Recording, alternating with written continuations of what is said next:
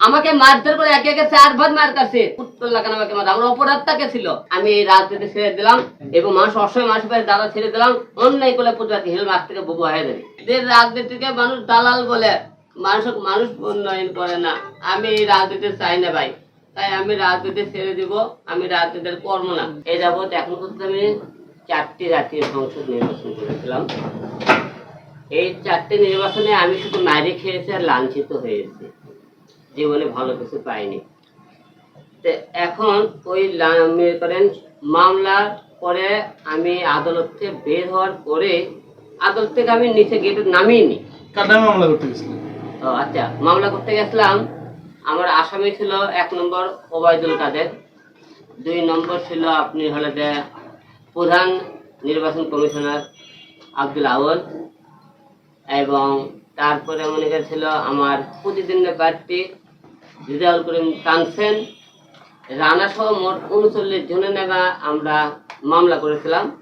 আওয়ামী লীগের লোকজন যারা আমাকে মারধর করেছিল, সেই মামলা করে কেবলই কোর্ট থেকে বের হয়েছে গেটে। এর মধ্যে 8-10 জন ছেলে পেলে ডাইরেক্ট আসে আমাকে মানে কলার ধরে ডাইরেক্ট হিট করলো। আপনি দেখছেন আমার মারামারি ফুটেজটা সারা বাংলাদেশের লোক আপনি দেখছেন কি হারে আমাকে মারধর করেছিল আর কি, যে ফুটবলের লাগান ছটাইছে আমার, যে আপনারা দেখছেন। এবং কি হারে আপনি তার যে লোকগুলো মারধর করছে তাদের এক একটা শরীরে ওয়েট দেখছেন, যে ওয়েটগুলো আমার মতো লোক শরীরে এখন বেঁচে আছে সেটা আল্লাহ পাক কেন যেমন বাঁচে রাখছে এখন বলতে আমি জানি না, শুধু মার খাওয়ার জন্য বাঁচে রাখছে নাকি আমি তাও জানি না। যাই হোক, এখন আমি বলে দালাল হয়ে গেছি। এখন হিরো আলম তুই করতে তুই দালাল হয়ে গেছিস, তুই হলে আমি বলে দালাল হয়ে গেছি। এখন সেই মামলা করে পরে আমাকে তারা কিন্তু ওকে জোর করে কেউ কান ধরে উদ্বোস করেছে, আপনি দেখছিলেন এই অবস্থায়। আমি ওইকে ধরে আমাকে কিন্তু বিভিন্ন রকম মারছিলাম, এর মধ্যে ধরছিলাম, ওরা মনে করে আমার কান ধরে উদ্বোস করার চেষ্টা করছে, জোরকে শ্বাসে ধরে।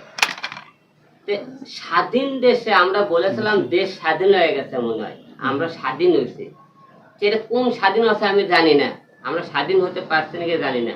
আমরা বিচার করবে নিতে যাই আদালতে, সে আদালতে যদি মনে করেন বিচার করবে যায় তো সেখানে মানুষ সাক্ষী প্রমাণ অবস্থায় সেখানে মার খায়, মানুষ বিচার নিতে যাবে কোথায়? আদালতেও তো মানুষের নিরাপদ জায়গা পাইতেছি না, যে আমরা আদালতে নিরাপদ একটা জায়গা পেয়েছি, এই জায়গাটা আমার নিরাপদ, সেখানে আমরা বিচার নিতে হবে, সেখানে কিন্তু আমরা নিরাপদ না।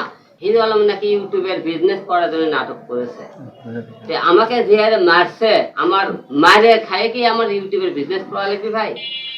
আমি একটা কথা সবাইকে বলতে চাই, যে আমি জীবনে হয়তো মনে করেন মানুষের কি করছে আমি জানি না, আমি ভাই রাজনীতি ছেড়ে দেবো। আমি আপনাকে দেখতে আসতে কি কারণে আমি রাজনীতি ছেড়ে দেবো একবারে, কারণ আমি কার জন্য রাজনীতি করবো? যে রাজনীতি করে জনগণ আমাকে দালাল বলে, জনগণের জন্য আমি মৃত্যু মার খাই।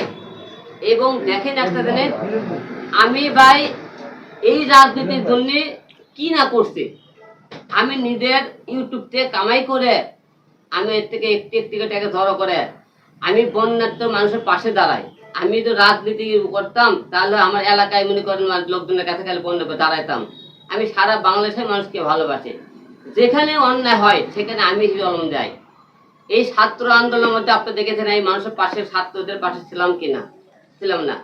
তবে আমি আপনাদের কাছে আজকে একটা কথা বলছি ভাই, আমি খুব গরিব ঘরের সন্তান, আমি বাপ মায়ের একমাত্র সন্তান, আমার ভাই পরিবারে আমি ছাড়া কেউ নাই। আমি তো কোর্টে মারা যাই, আমার পরিবার ভাই না খেয়ে মরবে, কারণ আমি সে আচার বিক্রি করতে বিক্রি থেকে আজকে হিরো আলম এত দূর আইছে, আমাকে কেউ আনেনি।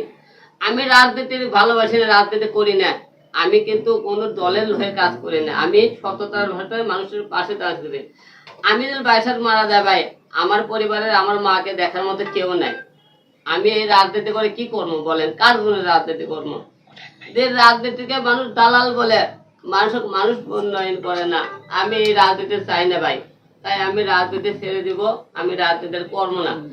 অনেকেই আমাকে অনেক রকম কথা বলতেছেন, অনেকে গালি দিচ্ছেন, আমি দালালি করতেছি। আমি ভাই আপনার কাছে ডাকতেছি, আমি জীবনে রাজনীতি করবো না, কারণ আমি কষ্ট করে কামাই করে মানুষের পাশে দাঁড়াইছি। আমার এটা অপরাধ, আমি 70 পথে কথা বলছি অপরাধ। আমাকে মারধর করে একে একে 4 বার মার কাছে ঢাকা 70 আসন মার কাছে, উত্তর লাগানো আমাকে মার। আমার অপরাধটা কে ছিল? চিকুরানো জায়গা মানুষ আজ থেকে হিরোল বন্যার্থের মধ্যে মানুষ যাতে বন্যার্থের মধ্যে হিরোল মানুষ আর দাঁড়াবি না। আমার সামনে কেউ মারা গেলে আমি চাই থেকে দেখবো।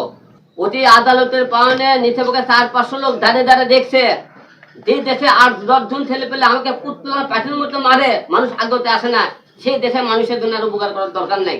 আমার রক্ত গামলা টাকা নিয়ে মানুষের বন্যার্থের পাশে দাঁড়ানোর দরকার নাই। আমি দাঁড়াতে চাই না কারো বিদ্যার।